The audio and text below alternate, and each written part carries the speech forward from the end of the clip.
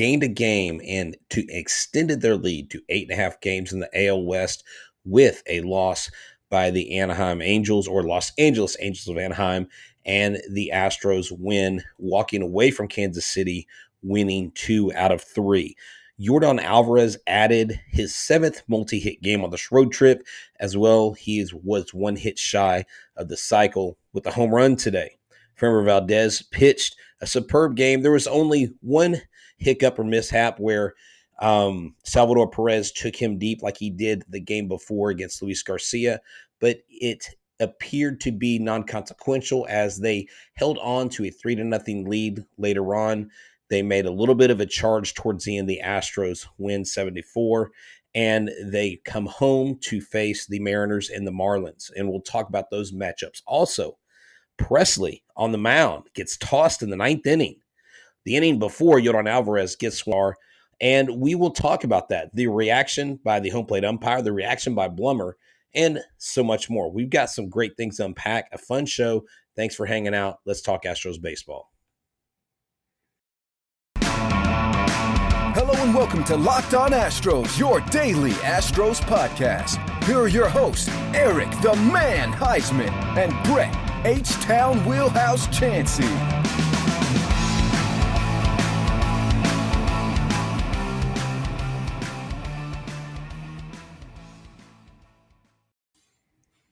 We are Locked On Houston Astros. We are your daily Astros podcast. My name is Htown Wheelhouse. You can find me on Instagram and Twitter. You can find me at Stros411 on Twitter, Instagram, and Facebook. Always positive, always Stros. You can find the show at Locked On Astros on Twitter, Instagram, and Facebook as well Locked On Astros Nation. Go check us out there on Facebook.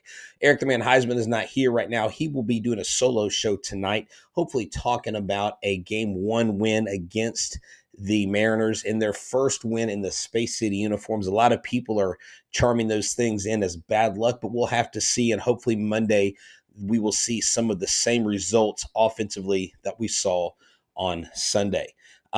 Our sponsor today, sponsoring the show, is BetOnline. BetOnline.net is your source for all sports wagering needs. You need to go to BetOnline. They got all the information, all the odds, all the props. BetOnline, where the game starts. So let's get into this. This was a series where the Astros won. They basically won the rubber game, which was today. They got defeated 6-0 on Saturday. That was a little odd. After 10 runs, it just seems a custom.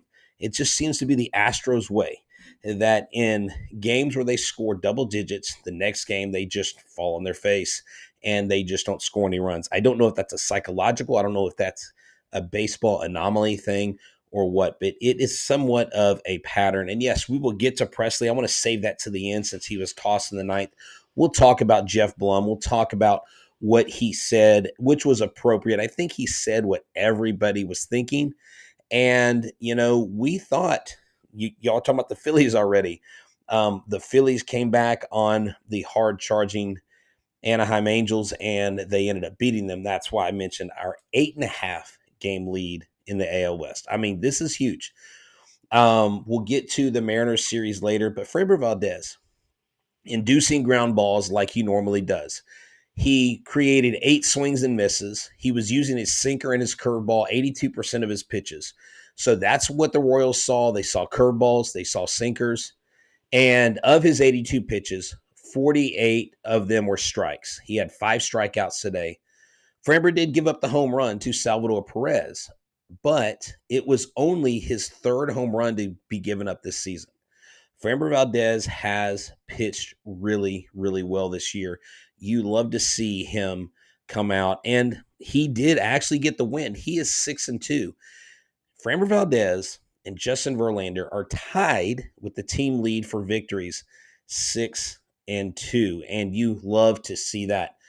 Framber came in, and I had tweeted out a little bit in the beginning of the show, in the beginning of the game. Framber's control doesn't seem to be there. He didn't get much help from the umpire. The umpire zone was a little expanded, but Framber settled down really well. And that's something that we've noticed if you follow the Astros, because I'm sure all of y'all that watch, I'm sure y'all pick up on things that we don't pick up on. I mean, we don't pretend to know it all.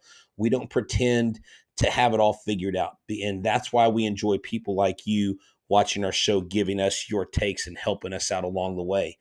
But Framber really has become this team's bulldog, this team's stalwart on the mound. He's your thoroughbred. And I would give that to Justin Verlander because I think he is, but I think his mainstay or his leadership on the mound goes without saying. Like you don't have to say it. But with Framber, you need to validate it because he has come such a long way. And I've mentioned this before, 2019, the first game where I sat down with future Major League ball players, Brandon Belak, Josh Rojas, and um, and Colin McKee, who's actually still in AAA. But I sat down with these players and we talked, and that was a game where Framber Valdez actually pitched. He had like 6 or 7 walks. It was in Round Rock, and he looked nervous. My son at the time was 9, and he said, "Dad, he looks nervous on the mound." And he has totally changed. Like, he looks confident. Even when he gave it that home run, it was like, okay, he's still in control. The Astros never relinquished the lead in this game. So after Framber left, let's see what Mr. Garcia says. He says, I think the home plate umpire. Okay, I'm not going to say that. I don't know. I just know that the home plate umpire. We'll talk about Mr. Carapazza here, and I want to talk about that at the end of the show. Forget the umpires. One of the things you have to realize, and one of the things I have to realize, even as a father who watches his kids play sports, as a coach who coaches young athletes, you can't go around blaming umpires for what the outcome of the game is. So, the umps are not perfect. I think the umps are in an odd place, and I'm not trying to defend them, but I think they're in a place where they're being questioned more than ever. I mean, I think there's a lot more pressure on them now than there ever has been. And some of these guys just aren't good at what they do. But some of these guys that make the worst calls, they will get the playoff spots, which is odd. That's a whole nother day. I do not want to waste another second on the stinking umpires. But Ryan Stanek came in. He had a solid inning with 1 strikeout. And then the bullpen came in. The bullpen, they threw out Hector Neris, who kind of was a little shaky. But you got to realize Hector Neris has been used more than any other relief pitcher on this roster. He gave up a double, scoring a run that allowed the Royals to inch closer. Then he ended by limiting the damage with a pretty dominant strikeout. He actually had 3 strikeouts in the inning. So whether he gave up that run and that hit, he had 3 strikeouts. I mean, Hector Neris still has darn good stuff. This guy is something else when he gets on the mound. You had him come in, and then you had Matan had to come in after Presley because Presley got tossed, and then Montero came in, and Montero actually got the save. Stanek got a hold. Neris got a hold. Presley got the old boot. He got the heave-ho. And I really want to save that till the end because I really think that's something worth wrapping the show up over and just talk about some issues I think that we're seeing more and more with officiating and why that is. But right now, what I want to do is I want to tell you about AG1. AG1 is a plant-based product. It is a product that is great for you. If you are looking to get in shape, to get in the right mindset, if you're tired of maybe vitamin supplements, maybe your routines are costing you hundreds of dollars like the owner of or the inventor of AG1. And I say AG1, I mean Athletic Greens. Here's the deal. It's 1 delicious scoop of AG1 each day that you're absorbing when you take it. 75 high-quality vitamins, minerals, whole food source super products, probiotics, and more to help you start your day right. This special blend of ingredients supports your gut health, your nervous system, your immune system, your energy, recovery, focus, and aging. All these things. I consume it. Why? Because it tastes great. Why? Because it's simple to take. Why? Because I get it done quick. It's easy. I get it done in the morning and I'm done. Again, the founder's story was he created this when he experienced a ton of gut health issues. He had this major supplement regimen that was $100 almost a day. And he was tired of that. So he formulated this great product that gets you all the vitamins you need in one scoop daily. They also give back to the community, not just in the U.S., but globally. They give to No Kid Hungry here in the U.S., and they've donated over $1.2 million worth of meals to kids since 2020. So right now, to make it easy on you, Athletic Greens is going to give you a free 1-year supply of immune-supporting vitamin D and 5 free travel packs with your first purchase. All you have to do is visit athleticgreens.com/MLB network. That is athleticgreens.com/MLB network to take ownership over your health and pick the ultimate daily nutritional insurance. So AG1 is there. That's a great product. And what I want to talk to you right now about is our listener survey. We want to hear from you.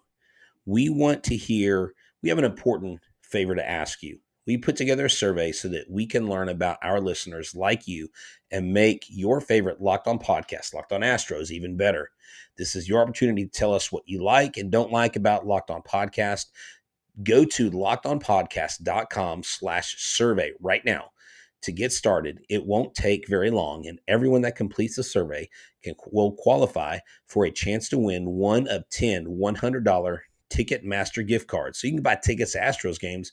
To take our audience survey, go to lockedonpodcast.com/survey. Thank you for your help. We appreciate you guys. We appreciate everybody who watches our show, everybody who subscribes. Hit the like button. Make sure you subscribe to YouTube. Make sure you tell your friends and family about us.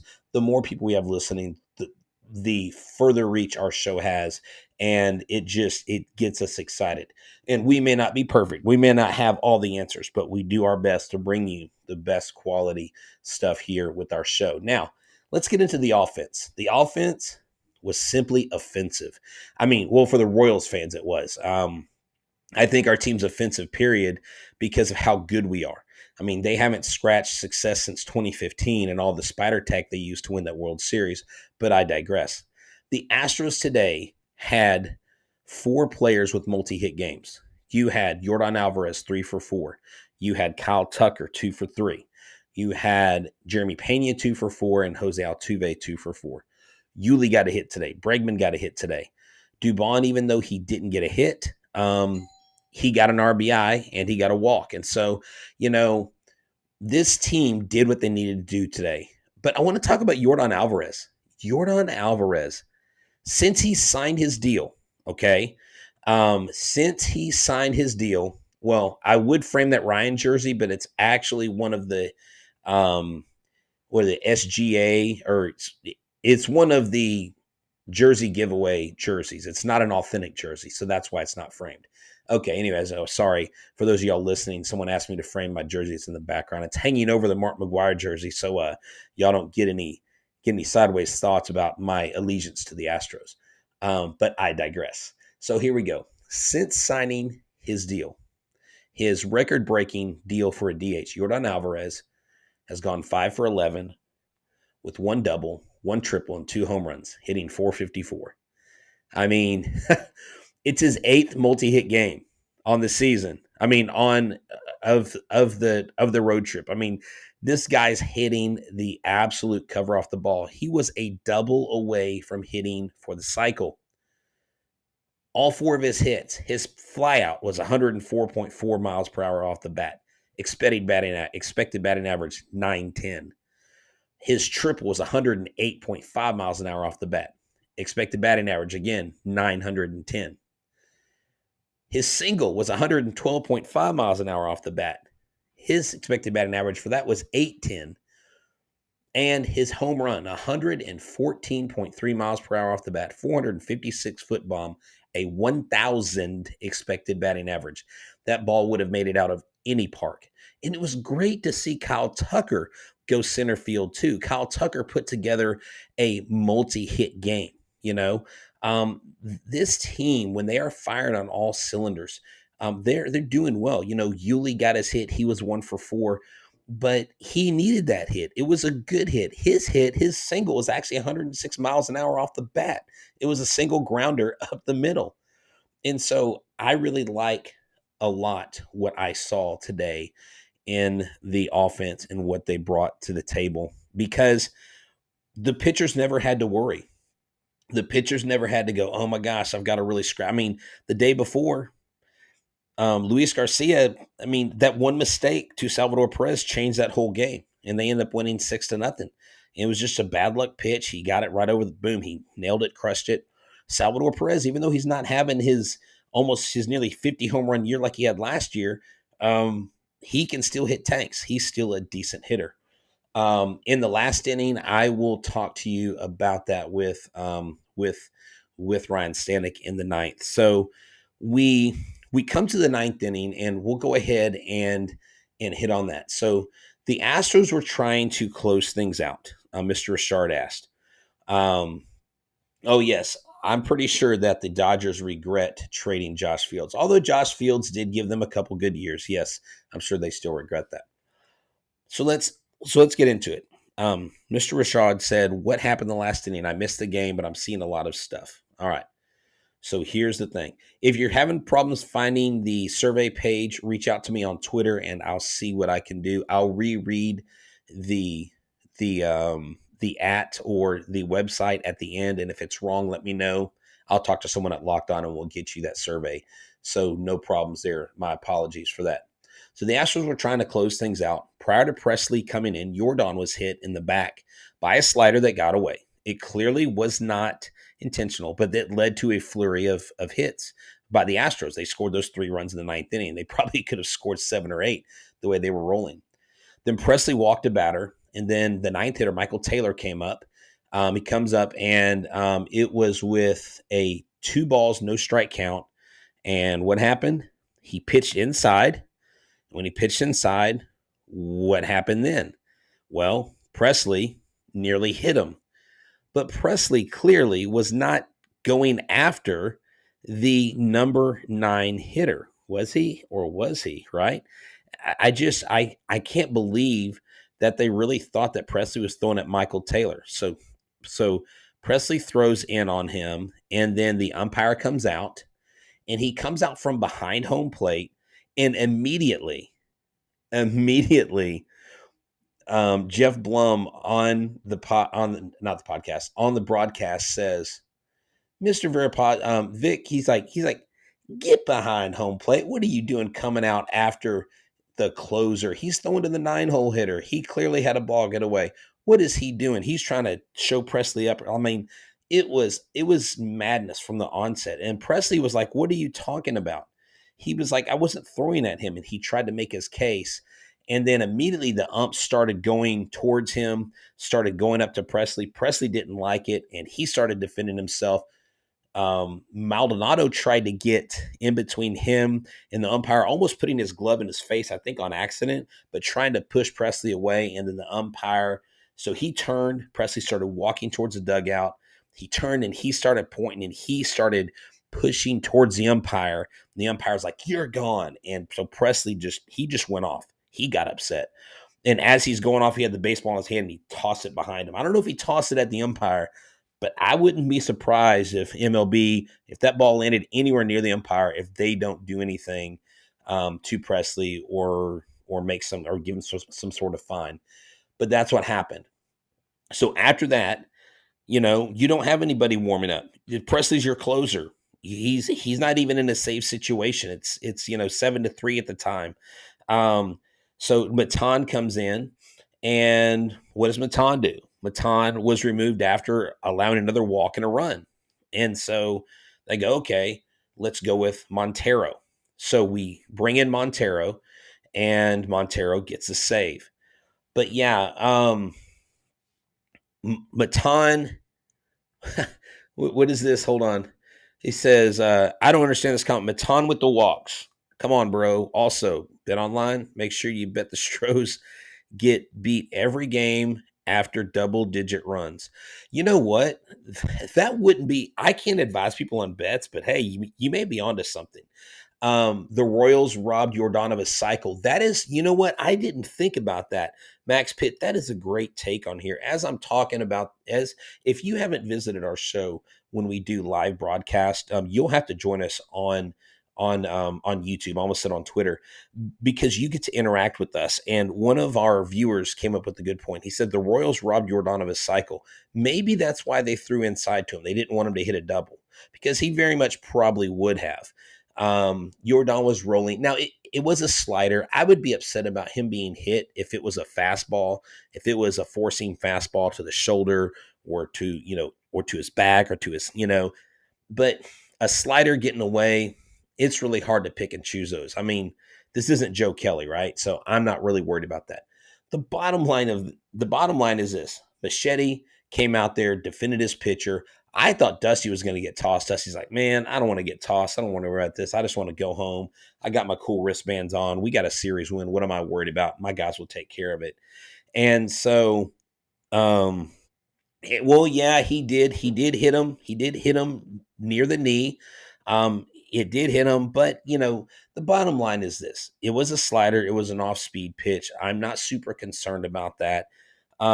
Teams are going to do that stuff. I mean, baseball used to have that happen all the time. If you didn't get a chance to see the Facing Nolan series when it was in the movie theaters, it's going to be streaming, I think, on the 19th this month online somewhere. I'm not sure if it's online or Amazon, but it's a phenomenal series. And there's a lot of talk about players getting thrown inside, owning the plate, and things like that. Well, here's the thing. If you want to make your bets count, go to betonline.net. It is your number one source for all your sports betting needs and sports info. Find all the latest sports developments, news, and odds, including this year's basketball championship matchup, the NHL Hockey Conference Finals, Major League Baseball, and of course, the latest fighting news from MMA and UFC to boxing. Also, go check out the Rookie of the Year odds and see where Jeremy Pena is. He's sitting pretty. BetOnline is your continued source for all your sports wagering information, including live betting, esports, and more. Head to the website today and use your mobile device to learn more about the trends in action. BetOnline, where the game starts. So we need to put a bow on this. And man, I need C-Plan to come in and be our like producer, content producer. He says, look, the Angels keep losing 11 straight. Does it sound like a playoff team to me? We need to continue to increase the division lead. Man, that's an excellent take, dude. You are the MVP tonight. Now, I haven't done this and we haven't done anything yet. I'm not going to do it tonight. Tomorrow night, Eric will be solo. Tuesday night, I'll be at the game as well, but we're going to both do the show together. Sometime this week, I need y'all to be on the lookout for our giveaways. We're going to give away one of our bobbleheads that we have from last year, and we're probably going to look at giving away one of our rings, and we want y'all to be involved with that. So let's see. Wesley says the players always get fined for doing stuff like this. They need to start finding the umps for questionable calls or bad calls. Well, unfortunately, that will never happen. They will never find. You can't, because that's really a subjective thing, right? Like if you decide you're going to fine umpires for bad calls, how bad is a bad call and what constitutes a bad call? Do you find the guy that got two out calls in a row at first base, the Astros, during their last homestand? I was at that game. The umpire called the Astro runner, and I forget who the guys were at the plate. They both crossed first a step and a half, but the umpire called them out. Replay showed them to be safe. I get that. Trust me. I get that. The umpires, here's the thing. Here's my theory on the umpires. I think, A, they're under a ton of scrutiny. B, I think they are feeling the pressure. C, I think we are more aware of what a ball and a strike is than we ever have been, and maybe to a fault because of that box around the plate. That box around the plate, when you talk to umpires, when you talk to baseball people, I mean, people that have been around pro baseball probably longer than I've been alive, they say that the invention of that box on TV broadcast has given an assumption about umpires that they're all bad and that they're all out to get you and they're just always evil and horrible. And I don't think that's the case. I do know that the umpires don't like the instant replay. They don't like challenges because it puts them into question. Now, I'm not at all coming on the show defending umpires who make habitually bad calls game in and game out. I'm just saying, I think you've got to look at the whole picture, the whole kit and caboodle here when you're talking about the umpires in Major League Baseball. Major League Baseball has created an issue, the strike zone, do we do an automatic strike zone? What do we do and all this stuff? The bottom line is this. You have got to play a good enough baseball game to where what you do in the game or what they do in the game doesn't affect the outcome. If you put yourself up 5, 6, 7 runs, there's not anything an umpire can do to take that 5, 6, 7 run lead away from you. They would have to do a pretty monstrous job of ruining the entire game. Okay. So, here's a good question, and I'll wrap it up on this, and we'll talk about this soon. Do you think Alvarez participates in the home run derby this year in LA? I would love for that to happen and take home the crown in Dodger Stadium. How awesome would that be? I agree with you to a point. I agree with you to an extent, but I'm wondering, will Yordan, because he is a complete hitter, not accept it? Because they say sometimes that home run derby can have a negative impact on a player's swing. Okay. It all depends on what the Astros and Yordan think is okay. Are they going to tell him, no, you need to rest? Because remember, the All-Star week is not a full week. It's like, I think it's the 16th through the 19th of July. It's like 3 days. So that may be where they calculate things. If they're going to err on the side of caution, I mean, but then again, if Yordan gets invited and they give him the green light, he probably will take it. And it would be beautiful to see Yordan Alvarez win a home run derby in the stadium that he, quote unquote, should have played in. So with that said, I mean, he better make the team. If Yordan Alvarez does not make this all-star team, then Major League Baseball needs to be shut down. Jose Altuve's having a great year. Let's see who else. Jeremy Pena better make this team. I mean, that kid's leading all rookies. He's still doing a great job. And someone like Ryan Presley, I think Rafael Montero, Hector Neris is definitely a candidate. Obviously, you have Framber Valdez. Get this. So in the upcoming series, I'm going to wrap this up. We got like 3 minutes left. We have Monday night, Robbie Ray versus Christian Javier. Robbie Ray's 4-6. Christian Javier's 3-2. On Tuesday, we have Chris Flexen, who's 2-6, versus Justin Verlander, who's 6-2. And then we have Gilbert. We have Gilbert going on Wednesday, 5-2, and Jose Urquidy, who is 5-2 as well on the mound. So those are your 3 pitching matchups, and that's who the Astros will put out there against the Seattle Mariners. I really hope that the Astros continue their winning ways. And what did I tell you? By mid-May, and we're in June already, the Astros would take the lead of the AL West, and they would not, what? Say it with me, class. Relinquish the lead. That lead is growing. Believe it or not, the Texas Rangers haven't been playing bad baseball. They may actually be your second-place team threatening to make the wild card. They're right outside of the wild card. So who knows? I mean, this Texas Rangers team, it may surprise some people. Seattle has been playing better, but they're still not anywhere where they need to be. I mean, Robbie Ray, they brought him over to get wins. He's 4-6. And we are not looking back. That's right, C-Plant. C-Plant, thanks for your contributions on the show tonight. Send me your information via Twitter. Find me at Htown Wheelhouse. And I want to throw something your way. And I've got some magnets that I ordered that I will be doing some giveaways to on the show. I may ask you to help out with postage and handling, but I got some really cool Locked On Astros magnets that I'll be giving away. So for myself and Eric the Man Huysman, who isn't here, but he'll be here tomorrow night. He said to tell y'all hi. I know he misses doing the show.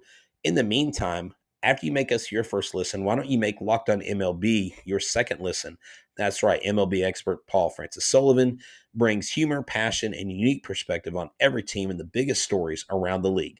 Follow the #1 daily league-wide podcast, Locked On MLB, on the Odyssey app, YouTube, or wherever you get your podcasts. And if you missed it, yours truly was on there the other day, and we talked about the Houston Astros. We talked about their hopes of another World Series, and we talked about how important it is to get a ring in Houston, not just for the team, but for good old Dusty Baker.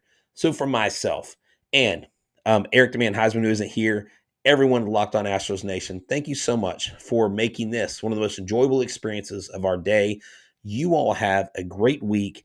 And on Monday, go to the game. If you're there, meet me at fifth inning at St. Arnold's Brewery out in left field.